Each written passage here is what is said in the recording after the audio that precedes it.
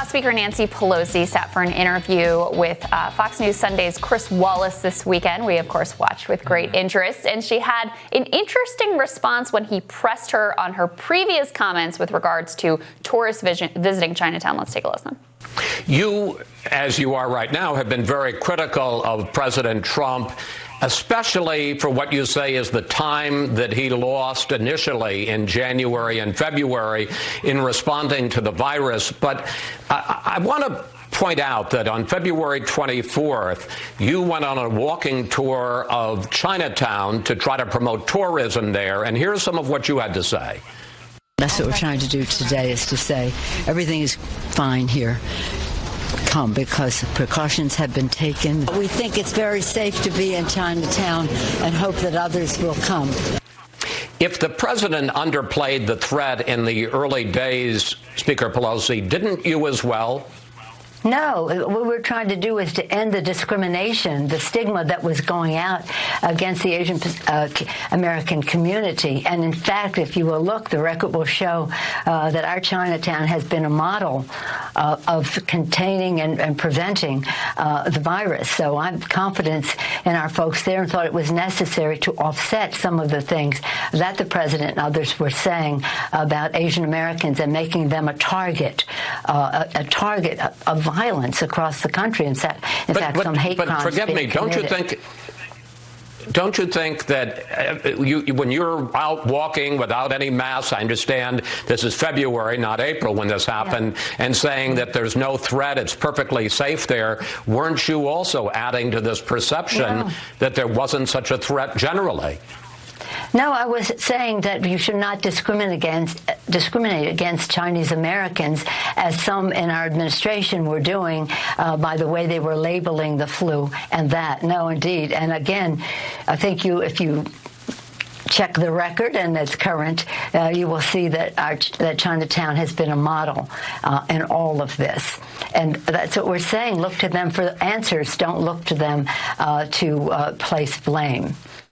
Well, and I think what even adds another layer to this is now that the Biden campaign has seen the polling on how Americans are thinking about China and their role with regard to the spread of this pandemic, now they're trying to get to the right of Trump saying, oh, we were going to be even tougher on China. We were going to shut it down faster. We were going to keep more people out, Chinese citizens, when at the time, the conversation was about concerns about xenophobia, concerns about racism. And so this was, Pelosi's big show of going to Chinatown, saying it's safe. That's what that was about. And in fact, I mean, just watching those clips of all those people around makes me uncomfortable.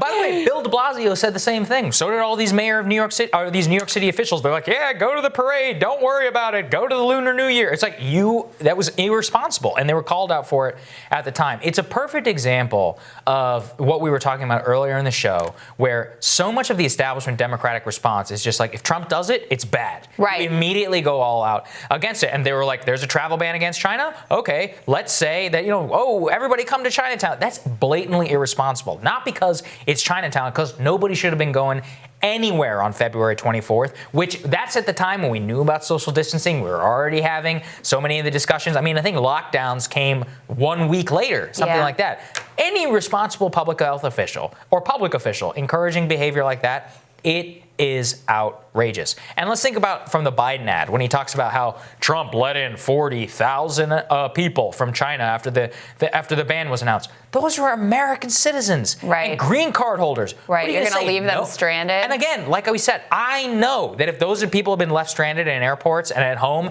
CNN and MSNBC would have been all over it, being like, tell us about how it's like to be locked out of your own country.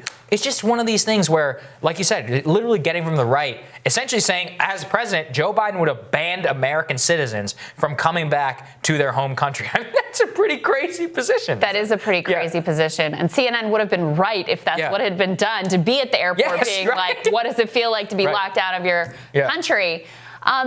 They also can never resist taking the bait. Like, it was very clear when Trump was wanting to call it the China virus, the Wuhan virus. Like, he wanted this to be the whole conversation where he could be seen as like, I'm doing the right thing to protect our citizens, and they're worried about like what we're naming the virus. That is exactly it's true. That is exactly the conversation that he wanted to spark. It's exactly what they fell into. It's why de Blasio said what he said. It's why Pelosi went to Chinatown and, irresponsibly encouraged people to come out and let's do the walking tours and let's see our great sights. It's all because of this conversation that Trump baited them into that they just cannot resist because they've sort of lost their ability. And I see this, this happens on the right as well. I mentioned before, like Trump does this with Obama, where if he did it, it's bad, like the period, end of story.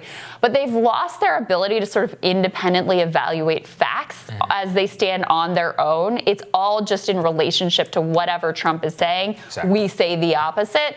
And it leads them to, situations like this that are not particularly great for them, where now the Biden campaign is having to crawl out of a hole in terms of this issue and having to respond to a debate that they've played into that's really not strong ground for them politically, because nothing would be better for Trump in this election to have a referendum on who has been tougher on China. It's one of the few issues where he's actually been fairly consistent, not totally consistent. He also said some things at the beginning of this crisis that were not amazing, but he's been fairly consistent. The American people, by and large, back him up. They support the trade war. They believe that China is at fault for the way that this virus spread. Majority actually support reparations, China paying reparations for this. That's the ground that the Trump campaign is standing on. And by having taken the bait early on, sowing the seeds with these kind of comments, the Democrats have put themselves in a very tough place. Yeah, they really have. And look, that's the thing. Pelosi should have just be like, yeah, you know what? We didn't understand the full capacity of the virus and worried about bias against Asian Americans. And the president also downplayed the threat at that time because the information was unclear. That's an easy answer. But they can't say that because it's actually honest. That's the one thing that goes against the sticking point. Yeah. All right. More Rising Worry after this.